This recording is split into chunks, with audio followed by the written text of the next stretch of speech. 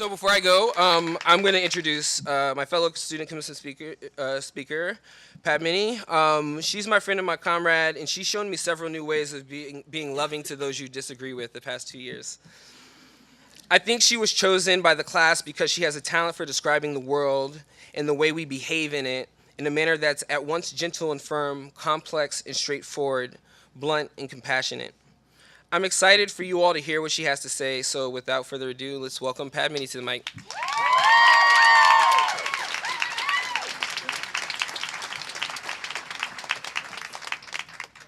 Hi.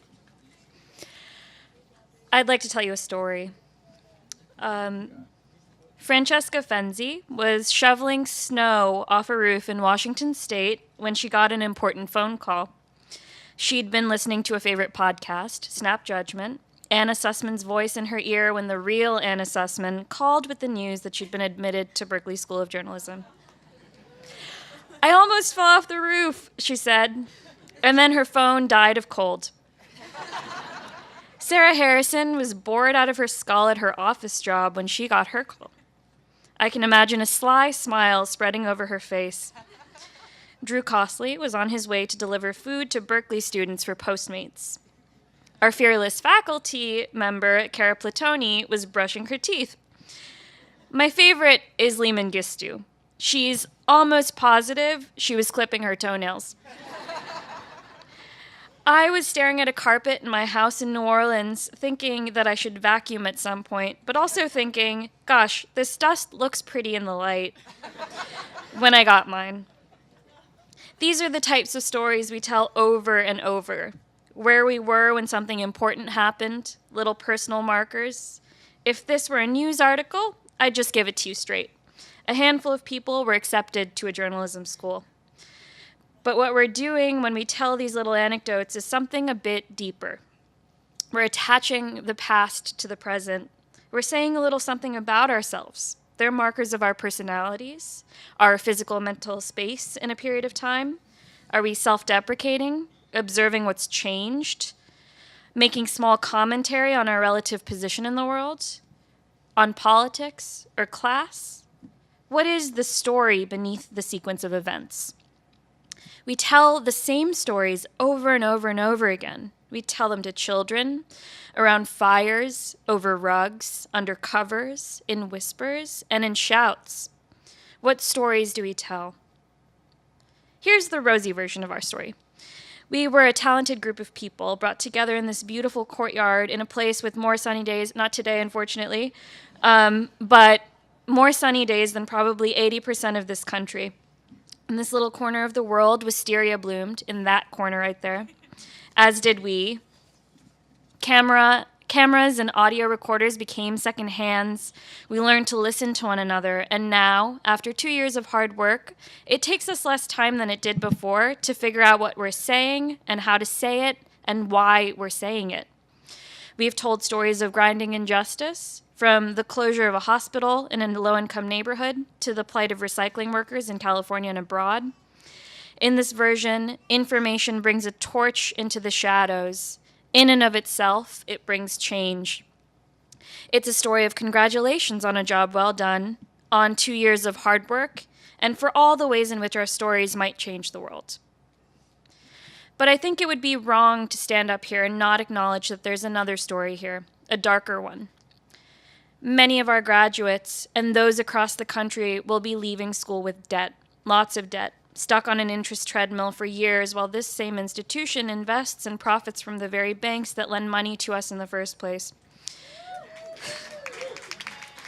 The people most affected by this are the ones who are most affected by all those other grinding systems we choose to tell stories about. Some of us are sitting up here. This diploma, these robes, they are a story too, about a certain class of person. The term graduate comes from the Latin gradus, a step forward. It is a symbol of merit, something earned. But what is merit when the doors are locked and only some people have a key? And when the grades and the diploma from a prestigious institution might mean the difference between earning enough to buy food and shelter and going without, are we saying implicitly that people who don't merit deserve to go without? What other sinister stories like this are buried deep in our minds? Here is a path to reconcile the two stories I've just told you. The hard work, the successes, the beauty of triumph like that wisteria came from a deep acknowledgement of these hard and infuriating truths. The closeness I feel with this class, with my many friends, comes from these moments of anger and pain and of holding each other accountable. In the maw of the beast, we have things in common, things to be angry about, things to fight for. We fight for each other. And most of us are here because we know that in order to create a world of justice and balance, along with other actions, we must tell stories, both to ourselves and to each other. The funny thing is, the stories beneath every sequence of events are universal. Kurt Vonnegut says something like, there are only two stories. A person goes on a journey, and a stranger comes to town. We leave only to arrive back where we were, but somehow changed a little. Isn't that how a good story goes? I've entered and left this institution unchanged, yet at the same time completely transformed, because I'm engaged in the practice of walking the middle path, understanding the world and its evils, but never ever condoning them. This, I think, is true compassion. None of us can be sure of the consequences of our time here. We will be flung into the world, back to our lives, unchanged and so changed. This time hasn't been a pause on life. Time has frog-marched us forward. We have had marriages, divorces, deaths, life-changing circumstances running under the surface this entire time, and a few more gray hairs, too. And the world has continued to spin on its axis, and we reel as more freedom is snatched from us, as these pockets of safety become fewer and farther between. The story is not all positive, but we must learn to hold space for every truth. We have a tendency to write the past and our actions in it as either all bad or all good. It's funny, even in my brain, in the moments of devastation, of grief, of loss, I remember small moments of beauty. One's brain simply breaks in sadness. We cannot help but laugh. And on the sunniest days, in the moments of joy, on days like this, sometimes the shadow of grief will linger. What are the truths left unsaid in our collective consciousness? We've grown up hearing stories about heroes, what they look like, who they are, and who they aren't. Not women, not people of color, not queer people, not poor people.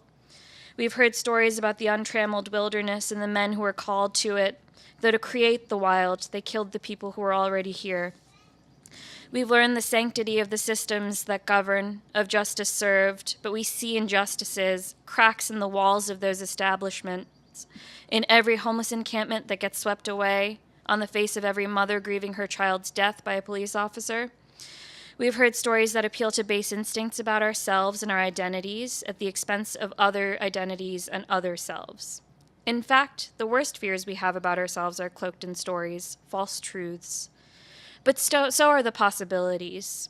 A story is just our interpretation of events.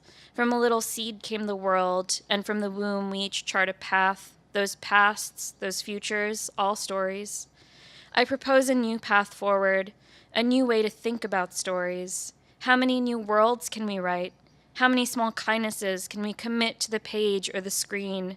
And can we work harder not to obfuscate the truth? The shadow that casts the light in relief, or the light that makes darkness known and understood? How much could we change this way? This world, where money is sacred and power is God, is just a story. So could we decide to tell a different one? Thank you.